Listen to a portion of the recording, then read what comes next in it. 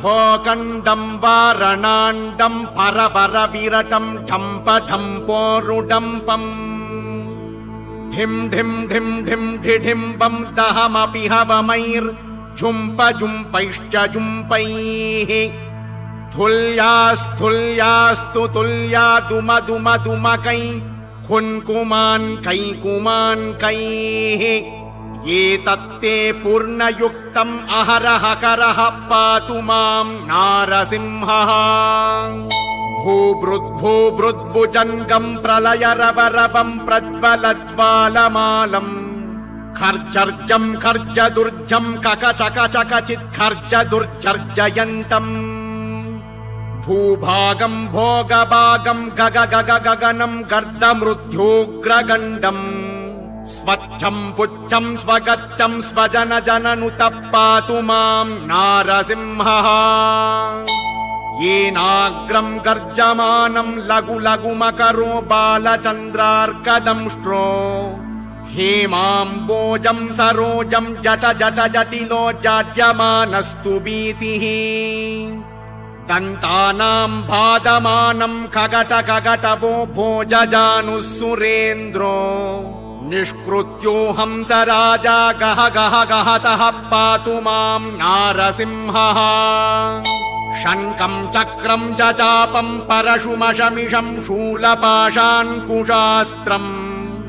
बिभ्रन्तं वज्रकेटं हलमुसलगदा कुन्तमत्युग्रदंष्ट्रम् ज्वालाकेशं त्रिनेत्रं ज्वलदनलनिभं हारकेयूरभूषम्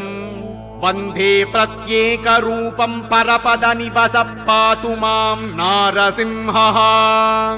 पादद्वन्द्वं धरित्री कटिविपुलतरो मेरुमध्योड्वमूरुम्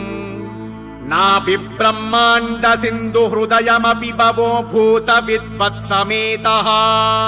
दुश्चक्रान्कं स्वबाहुं कुलिशनकमुखं चन्द्रसूर्याग्निनेत्रम्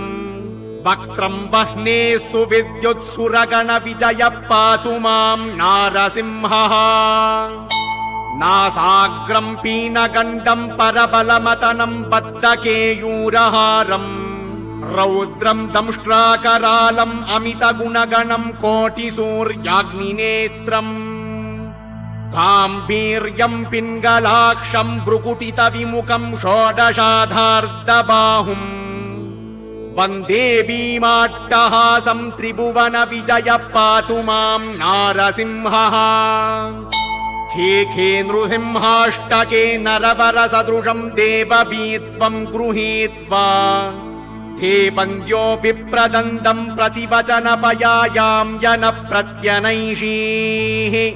शापं चापं खड्गं प्रहसितवदनं चक्रचक्रीचकेन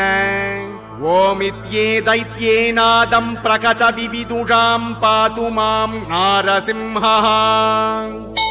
झुं झुं झुं झुं झुंकारं जुष जुष जुषितं जानुदेशं जुकारम्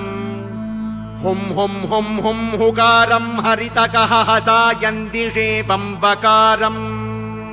वं वं वं वं वकारं वदनदलिततं वामपक्षं सुपक्षम् लं लं लं लं लकारं लघुवणविजयः पातु मां नारसिंहः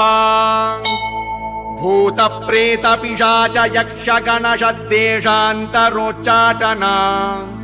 छोरव्याधिमहाज्वरं भयहरं शत्रुक्षयं निश्चयम्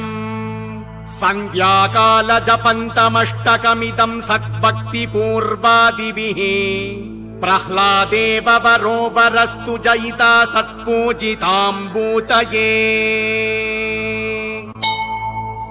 इति श्रीविजयेन्द्रयति कृतम् श्रीनृसिंहाष्टकम्